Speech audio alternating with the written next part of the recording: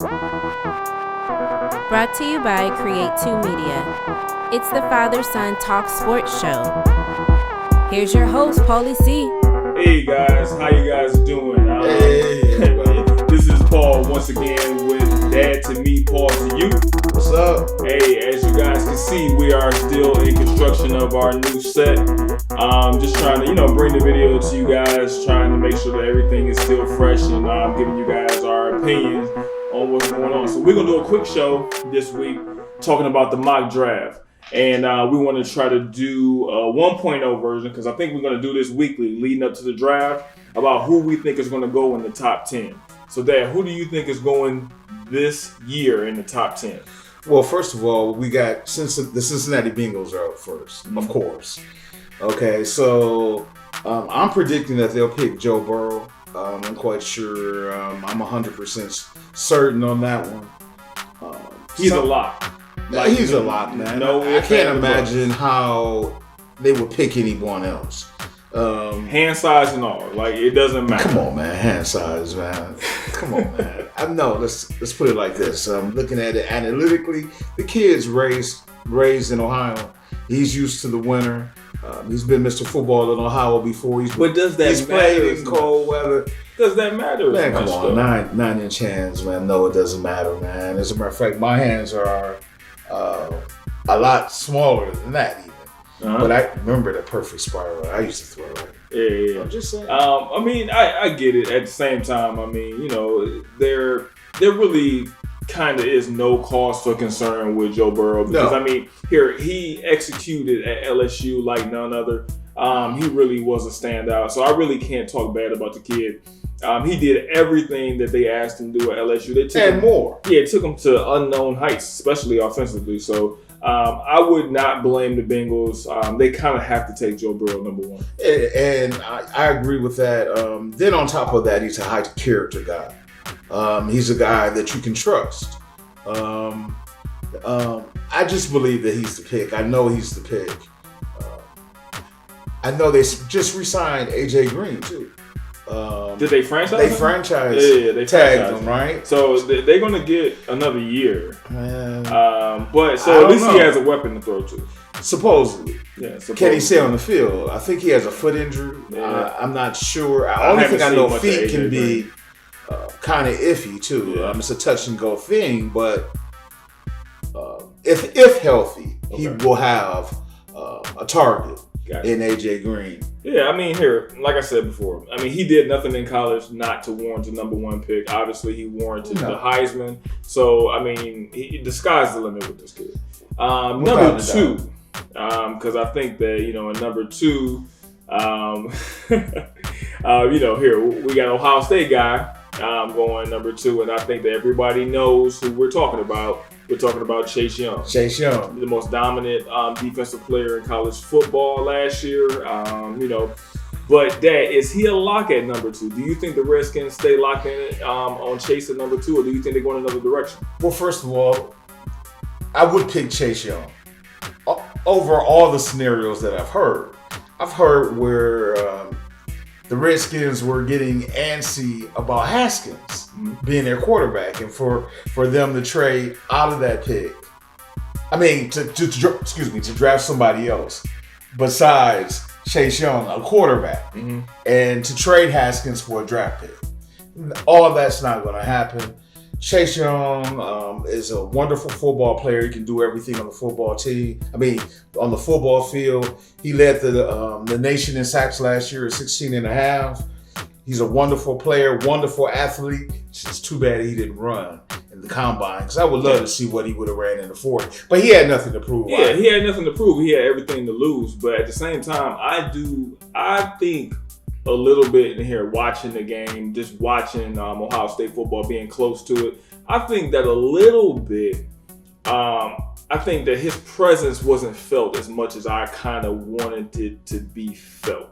And when I say what that is, even though he's projected to be the number two pick, and right. I don't you can't take that away from him. Right. I'm not saying that he doesn't warrant that. I'm just saying that there is cause for concern. I mean, in some big games, I mean, you know, he was not there. And I know, you know, he said he was doubled and tripled, and you could watch the tape. But I think there's some plays that, you know, he may not have had the speed to get to the player that he was pursuing. I think some games he didn't impact as much. I mean, I think a lot of his sacks were racked up against teams that they weren't going up against. That really mattered down the stretch. You know, I think in the Clemson game, he could have had more of a presence in the Clemson game. Mm-hmm. He never made one flash play in the Clemson game. He didn't really make a flash play in the Michigan game. So I think it was some big games where he disappeared, and I kind of want my number 2 overall pick to be impacting the game.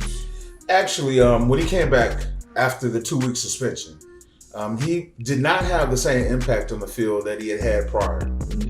I think that is a level of concern for NFL teams. But with that being said, I sincerely believe that he's the best athlete, one of the best athletes that's ever been measured out before, period.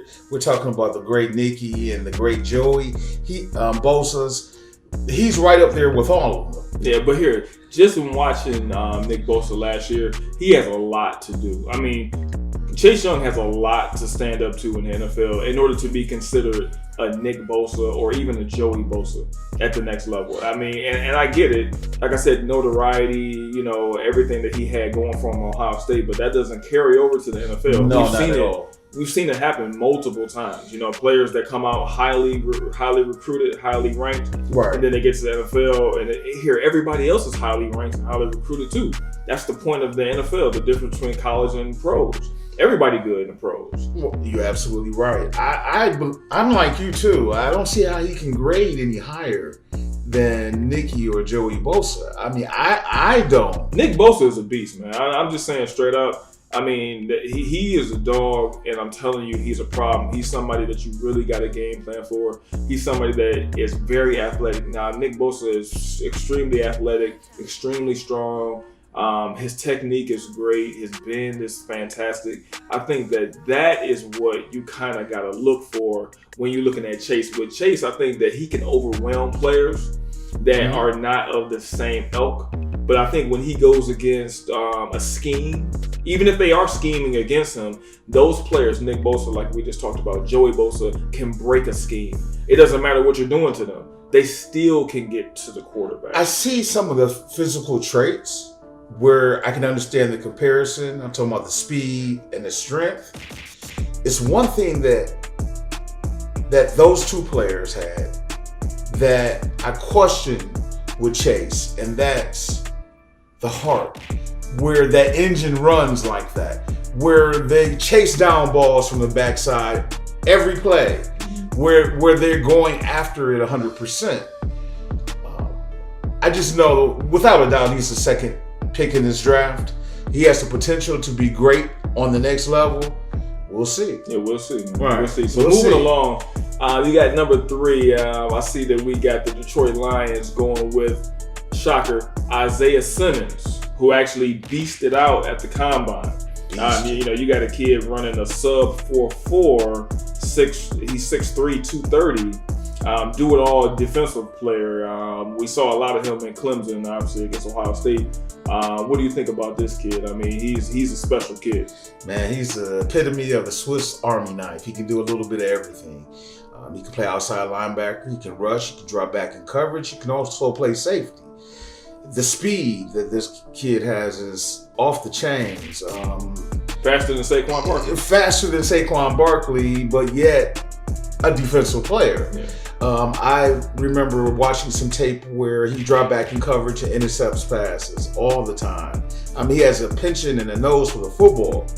On top of that, he can rush the quarterback and run them down. Yeah. He's a wonderful athlete, and I just feel that the Detroit Lions, with them needing an edge rusher like they do, I think that's the perfect player for him. And then here, honestly, not to kind of get off sidetrack, but I think if you look at a player like Simmons and you put him against a player like Chase, I think that Isaiah has a higher penchant to be successful in the NFL just based on his skill set and what he can do. I think that Chase has there's more of a risk there. That's what I mean. Isaiah Simmons is a safe pick. You know what I'm saying? Because you can do multiple things with him.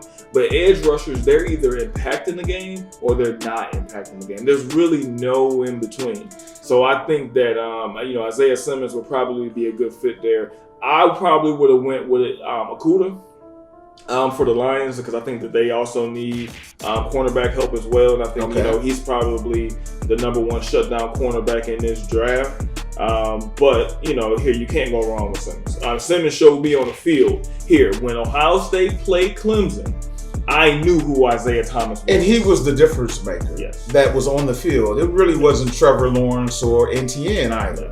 It was... NTN special, though. Don't get me wrong. He is a special player. He's special. But Isaiah, he made some special plays that athletically... That's what I didn't feel about Chase. See, I felt like I knew who Isaiah Simmons was. I felt like Chase could have been anybody. They could put anybody out there. They didn't have to have Chase out there. Part of me feels like if Nicky had a chance to play in that situation, he would have went crazy. I mean, he would have been all over the place, chasing running backs down, putting pressure on the quarterback. I understand what you're saying. I hate to say it.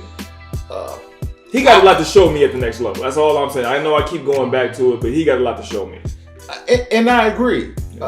He has to hold up a legacy of great Buckeye defensive end. And I think people put his name with the Bosa's too soon. I mean, Joey and Nick have shown at the next level that they can excel. Oh, without a question. Chase got to get there. I mean, one of my favorite sayings is you got to put some respect on them names. Yeah, you got to put some respect on them. Because you got to put some respect on their names and what they meant to us Buckeyes. Yeah. We're talking about two of the very best players in the NFL at their position. Exactly. Hands down. And two of the best players to ever come out of Ohio State. At that position. In that position. Absolutely. So I'm just saying, Chase got a lot to do. But here, moving along, the New York Giants. I think as a show, as FSTS, we are going with Jedrick Wills, offensive tackle out of Alabama. How you feel about that? I mean, I know that he is, big kid, strong, obviously, well coached down in Alabama. What do you think? Jedrick is a player that has a lot of physical talents. He's played in a wonderful program, had wonderful coaching. He's a player that should be able to move right into the starting lineup for their team at one of the team's strongest needs. There are other ways that they could go. Jeffrey Okudah, seeing where he's drafted at in this draft is going to be interesting because I could actually see the Giants taking Okudah at 4. But my pick would be for them to allow for Daniel Jones to have as much protection as possible. And with that being said, I would go with the offensive tackle from Alabama. I got you. So, and we kind of got to run on Alabama kids because at number 5, you got them going with Tua, quarterback obviously out of Alabama. He's coming off of a serious hip injury. Obviously, everybody saw the tragic play that he underwent that kind of derailed his college career. But he was a super special talent before the injury. Right. Now they're projecting that he's going to recover 100% from that. So prior to the injury, it was Tua, and then you talk about Joe Burrow. Now it's Joe Burrow because he was able to prove on the field that he's worthy of the number 1 pick. Tua has number 1 pick potential, but he was not able to fulfill that at Alabama last year. So do you think that he gets back to full strength? And if he does get back to full strength, do you think he'll have a better career than Joe Burrow? And see, Pablo, that's an interesting question. I mean, they both played in the same conferences. As a matter of fact, played some really important games against each other. It's just my opinion. Knowing the Miami Dolphins, they probably will pick Tua. I'm not sure if that's what I would do if I was their general manager. The injury history, it's not just the hip. There's been other injuries that he's had. On top of...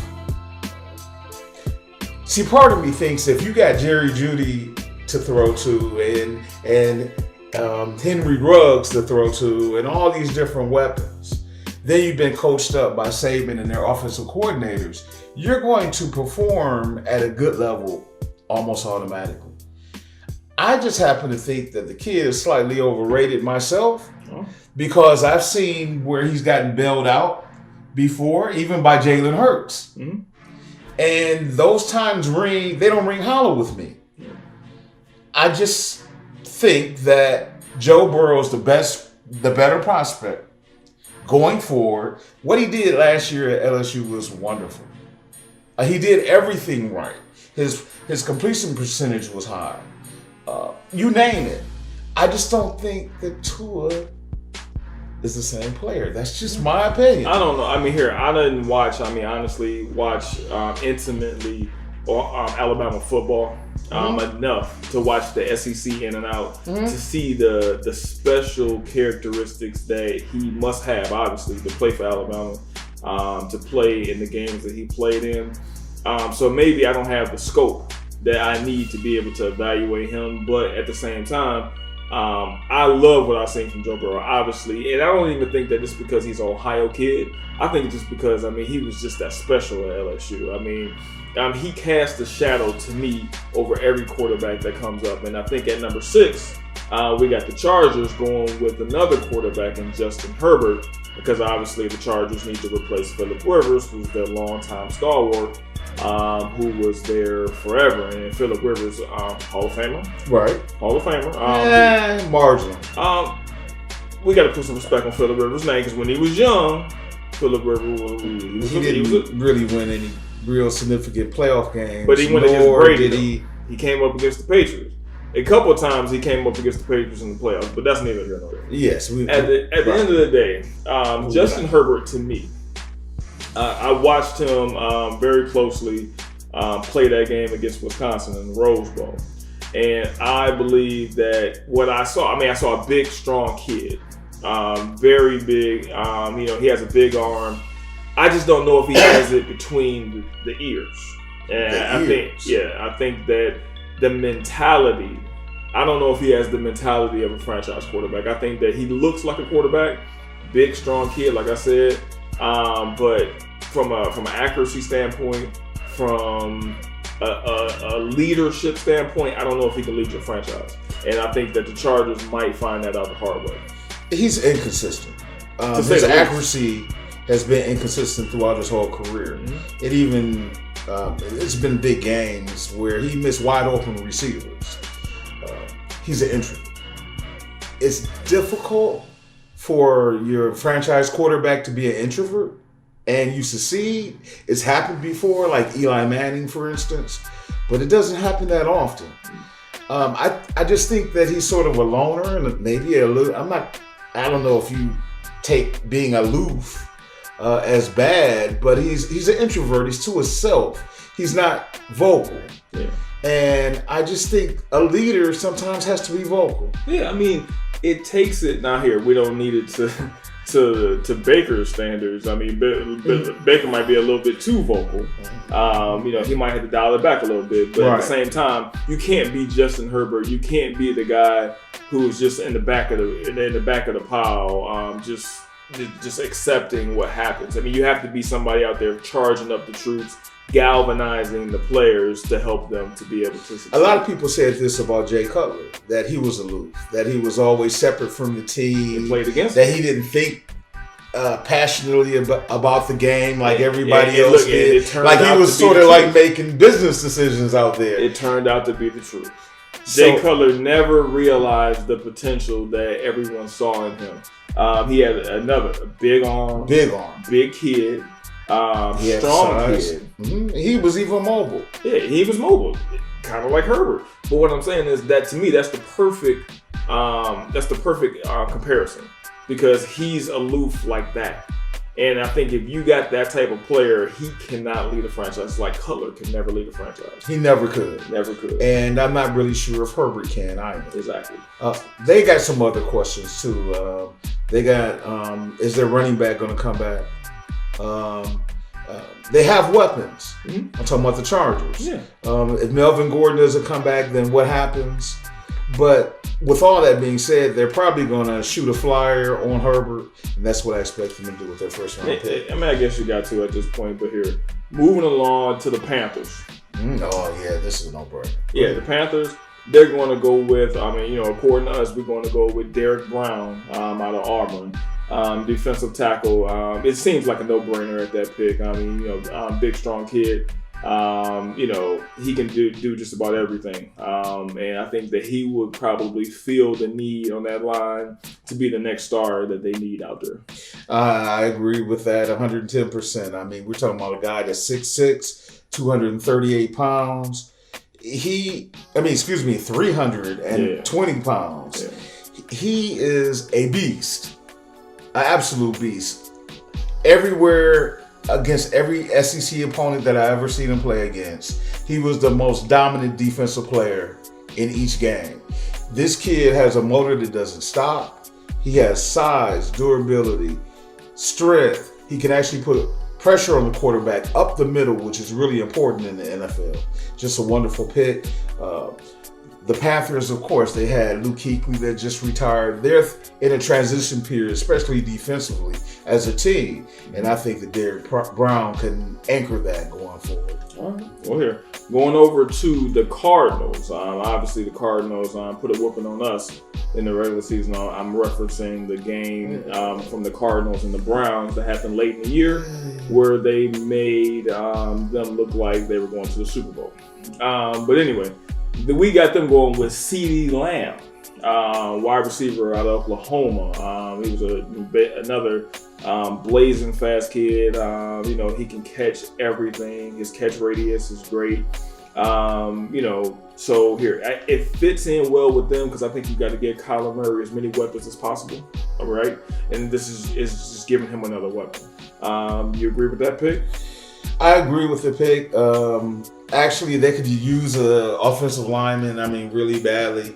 But Kyler Murray, with his athleticism, you can probably get by with just an average offensive line with him from the standpoint that he's so mobile and he makes plays on his feet like that you probably can bypass that for a talent like CeeDee Lamb. Yeah, I think so too. CeeDee Lamb is a player that's already played, of course, with Kyler Murray. Mm-hmm. He's also a Big 12 player, and we all know that Cliff Kingsbury is a Big 12 guy. Mm-hmm. So I just think that that's going to be their pick. All right. Moving along to the, here, they're right side by side, but I believe that Jacksonville is in dire straits, just like us in Cleveland. But I think it's from a player mentality, just wanting to be there. And I think that unfortunately, we got our guy possibly being picked there, in Jeffrey Okudah, cornerback out of OSU. So I know it fits there because the Jaguars need a lot of things. I get that. Okudah can give them that shutdown cornerback that they need. But do you think that, that the franchise as a whole, do you think he would fit with the franchise? That's what I mean. Like, will he want to be there to see them to become winners? Where I thought that they were turning the corner a couple years ago when they went deep into the playoffs, remember? Mm-hmm. But now it seems like they're in disarray. And they are in disarray. I picked Jeffrey Okudah to go there because he's the best athlete that's left to me. They need to desperately replace Jalen Ramsey, who left last year to go to the Rams. And I think that Jeffrey can do that.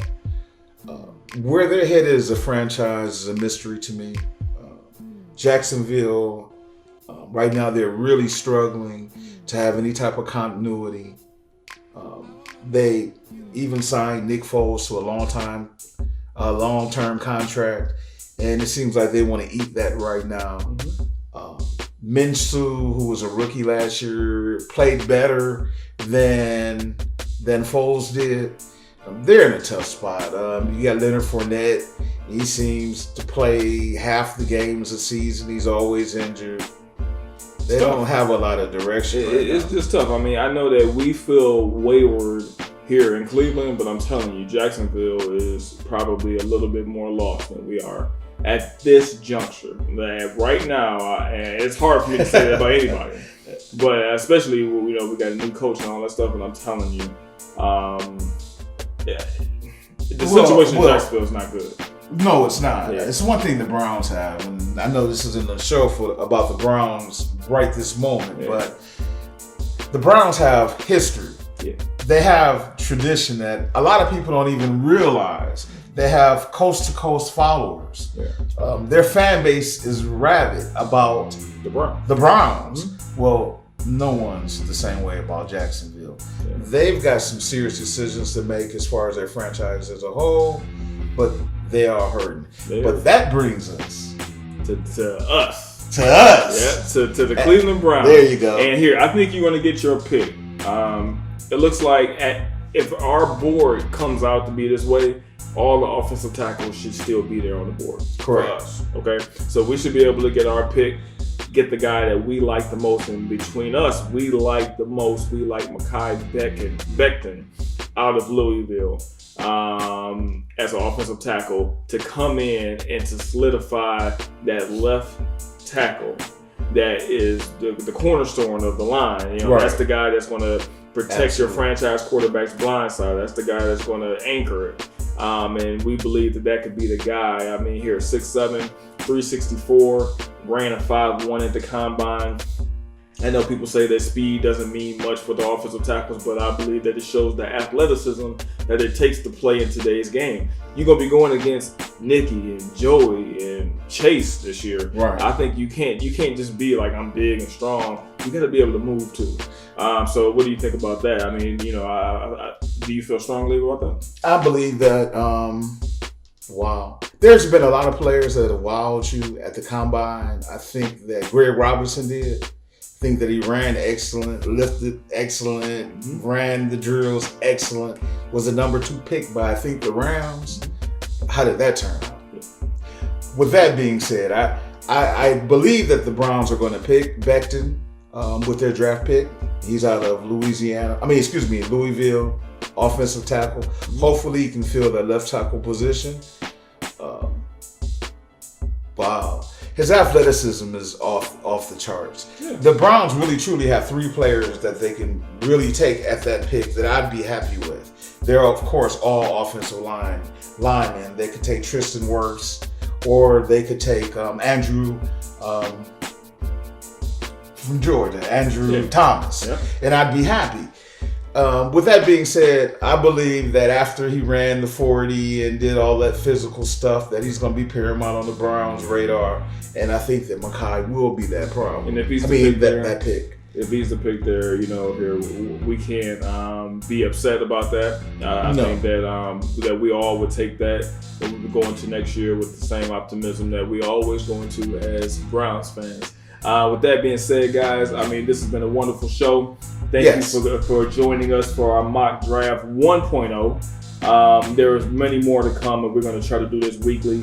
But at the end of the day, leading up to the draft, we want to try to see if we can zero in on who we're going to take forward into the 2020 season. So between me, Dad, and the Father-Son Talk Sports team, we want to thank you guys for joining us. Thank you. Brought to you by Create 2 Media. It's the Father-Son Talk Sports Show.